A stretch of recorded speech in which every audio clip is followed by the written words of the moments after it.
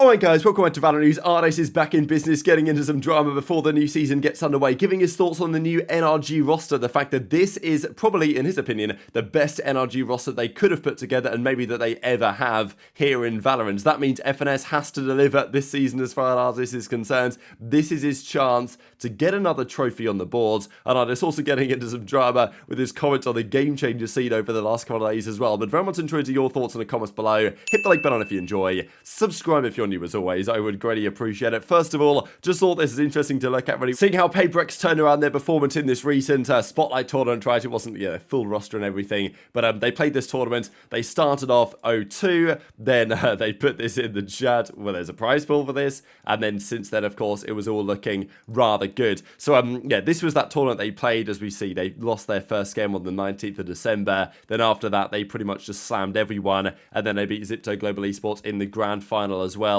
with this as their roster. So yeah, congratulations to those guys. Jing something had great performances in the grand finals, and they took what's pretty much the last tournament victory of the season yesterday, because like it wasn't obviously a massive tournament like the Suit Valorant League was with all the main rosters and all this stuff, but it's nice to see some interesting developments of the off season, I guess. But they will need to lock in for the new year. This is pretty much the set of tournaments that we have, and I mean with the Saudi E-League Championship concluded yesterday as well, but I mean look at this, there aren't really many ongoing tournaments at all at the moment, and pretty much at this point we are waiting around for the kickoffs at the start of January. So just to make it clear, these are the dates where everything gets back underway. China begins on the 11th of January, EMEA's on the 15th, America's on the 16th, Pacific on the 18th. Those are the start dates for the playoffs. 12 teams, of course, now in each of the regions means it's a much better number, in my opinion, for the way that you can actually structure the brackets.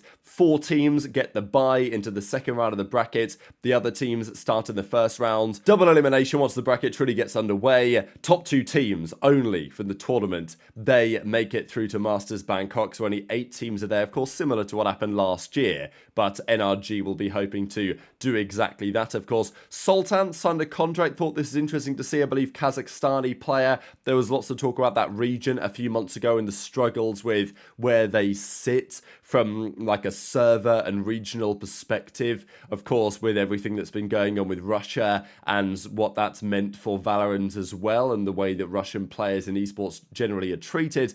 It's been problematic for some of the Kazakhstani guys as well. So, excited to see if that one takes a positive direction. But we're going to talk Evil Geniuses as well. They confirmed a couple of things over the last few days, namely, of course, their entire roster. That was a big one. They had Ye back on the team. Well, I mean, he was on the team a few months ago. By back on the team, I really just mean back in the league in general, back in the Americas. And there's lots of excitement for it. Foe is coming along, though, as well, as an assistant coach to Potter alongside the rest of the lineup. So, yeah, Derek is staying, Superman is staying, Nature is staying, Icy's the 4th, and then Ye is the 5th, the star player, the heavy hitter. That will be the plan for Evil Geniuses this season. Now, it seems that Ye and Icy have both 2-year contracts. So nothing mega, nothing forever. It's unclear precisely what the 2-year contract is. Is it a 1+1, as is pretty common? You sign a 1-year deal. The team then has the option whether they extend that deal for an additional year, and that may be what it is, or it's a straight up 2-year contract with the team that will be renegotiated somewhere down the line, assuming that EG does well with this roster. And I think they should be pretty good. Are they going to win the champs, which they did a couple of years ago?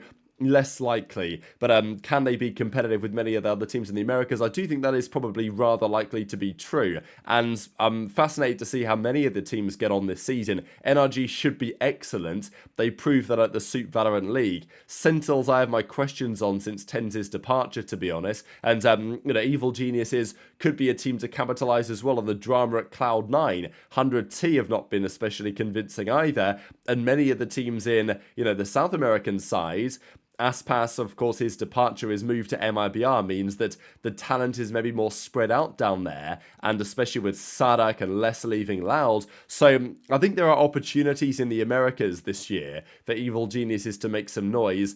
if Potter can put together a very impressive outfit, which it seems is exactly what's going to be happening here, because yesterday it was confirmed Potter has re-signed her deal at Evil Geniuses for years to come. So, look, she's had a great time at esports so far. 18 years in esports, player, now as a coach, of course. 8 worlds, 4 years so far at Evil Geniuses, 3 more years to add her legacy at the team. So she's back until 2027. Now, look, obviously these contracts are mutually agreed. So it's not like Potter's been forced into contract jail here, as it were, like we've potentially seen with Evil Geniuses in the past. But still, this is a seriously long-term deal for Potter to have been there for many a year at Evil Geniuses on various roles, and then to be confirmed as now a coach for the team for at least another 3 years is pretty wild. But look, they obviously believe in Potter's vision and her program, and so it seems to the players. And I think this is probably a wise move for EG. I'm not sure it's a wise move for Potter, right? Because of course there were rumors this season that maybe NRG could have been interested in Potter. They eventually went for Bonka, of course, and I think that was probably a good decision, you know, minus Chet's plus Bonka. Of course, bringing in Verno, Bonka with the experience with those guys. It just made a lot of sense, I think, for NRG. But down the line, you've got to think that there's teams out there, and even this season this was probably true as well, that will try and get Potter away from EG and try and, you know, do with their players and team what she's done with Evil Geniuses over the last couple of years, which is, you know, not exactly draw blood from a stone, but take a team with potential, but obviously on paper not looking as good, and really maximize that potential. And, you know, Evil Geniuses is arguably the perfect organization for her to do that at, but still, like, you'd imagine that sometime in the next 3 years she'll be getting offers from other teams that she may want to take, but the opportunity isn't there because Evil Geniuses have got a contract which I guess she was not able to reasonably refuse. But let's talk about the situation with Ardiis, right? Because this guy is never too far away from the news. Formerly on NRG, of course, you know, former Billy Gaming member, as we know, but yeah, he was obviously a big Edward Gaming fan, as always, into quite a lot of drama with the Chinese scene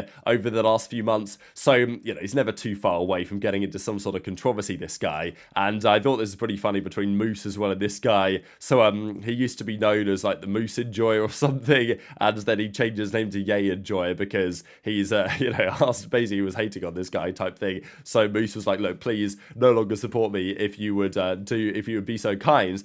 Now, this is what Ardiis there's been getting into some drama about. A couple of comments, and this being one of them. I never understand when people say that Game Changers players are so good. If they're so good, why don't the top teams pick them? Because they know they're not good enough. It's that simple. Now, look, this is one of those statements where it probably doesn't need to be said, but is he necessarily wrong? I mean, look, at the end of the day, the best Game Changers players have been picked up. We've seen it with Fluorescence going to Apex over the last couple of weeks or so, and it's always been a talking point. It's also the reason why players like Floor do leave, and frankly need to leave Game Changers, is because, you know, we know when you watch Floor play in Game Changers, you know, it's not fundamentally sound, because Floor can just run over the opposition most of the time on just pure mechanics rather than actually good decision making. And I think that does limit the potential growth of some of those players with incredible talent, because, you know, they're making plays that isn't going to work against a world championship winning team. And we know that when, you know, GC teams play up against in challenges and stuff like that, it doesn't always go to plan. And hopefully it will more so in due course. But look, obviously Ardiis is going to say his mind on all these things. They're just not great, these players, and therefore they're not getting signed effectively.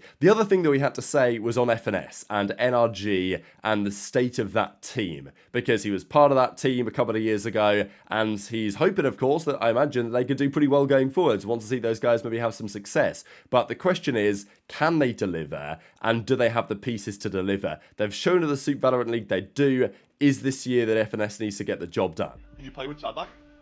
I don't know, the thing is, Sadak might not like me, but honestly. The shit I've said about Loud back in the day. I remember I created drama in NRG with Loud as well. 68 kilos with the other, like, no, this is just my weight, chat. This is just my chat. What drama? Called Brazil is shit all, I think. Well, I don't know, I said something about Brazil, bro, I don't know. Oh no, it was about the leaking shit. It was about the, they were leaking something. We were crash it. We could do actually, he's playing.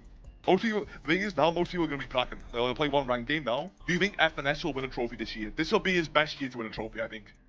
I think everyone on his team is good at their pro right now. This is the best This is the best NRG roster that they'll have, I think. Streamer Mike's a meme. That's what I'm saying, bro. It's like, bro, I'm gonna play with a fucking Mayweather, just fucking weed, bobbing and weed. What's fastest, 0 to 300? A Ferrari or you on a scale? #1 FNS fan. The blood's coming back, bro. It's coming back to me, bro. It's prime Mayweather out here. In and out, bro. Prime Mayweather, bro. Not the best audio quality there. I think there was some music basically that needed cutting out of the background. But yeah, FNS, he's had a good year, good end to the year anyway. Coming into NRG the way that he did, fixing up the team to some extent, and now being part of forming this roster with Verno and Marder. And Verno looks like, you know, the second coming of Jesus around Christmas time this year, because he's been looking absolutely out of control and simply cannot go negative. And, you know, Ethan is in the replies here saying, can we just make a LAN first, please? So I think this is the point.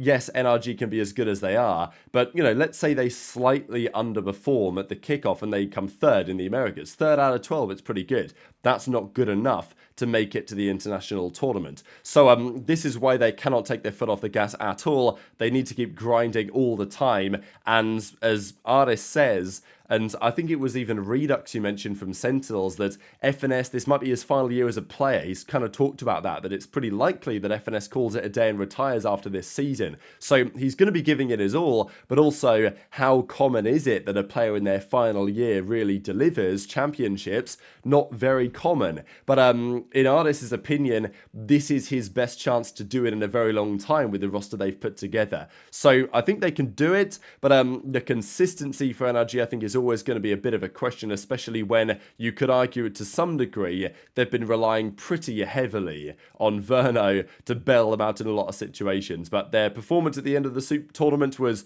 nonetheless impressive from all parties. But very much interested in your thoughts in the comments below. Hit the like button if you enjoyed. Subscribe if you're new. Take care, and I'll see you next time.